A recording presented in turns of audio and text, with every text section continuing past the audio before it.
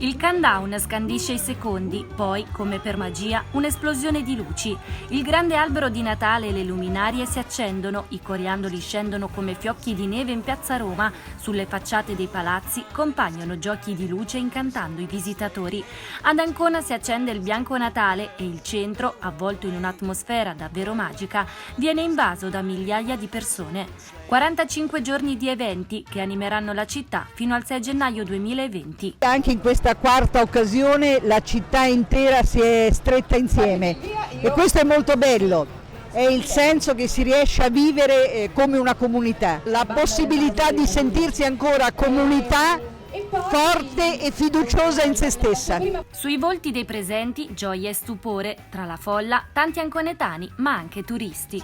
Abbiamo conferme da Federalberghi, da Easytour, i pacchetti turistici legati al nostro Natale ormai sono un prodotto che va. È stato molto bello, anche se sono un turista, mi piace molto Ancona, una bella città. È stata una bella festa. Sì, è stato bello, è la prima volta che lo vedo, mi è piaciuto. Molto bello, bello.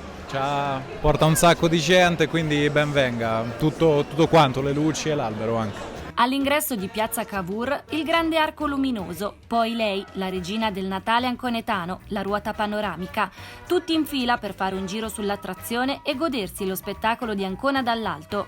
Presa d'assalto dai più giovani la pista di pattinaggio, immancabili il mercatino natalizio con le tipiche casette di legno e per i più piccoli la casetta di Babbo Natale. A dare avvio al Bianco Natale la straordinaria esibizione della Jumping Jive Orchestra e l'incredibile performance di pole dance dell'anconetana Laura Borgognoni, campionessa nazionale.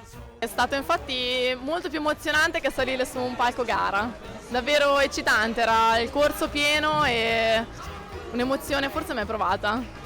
Buon Natale Ancona!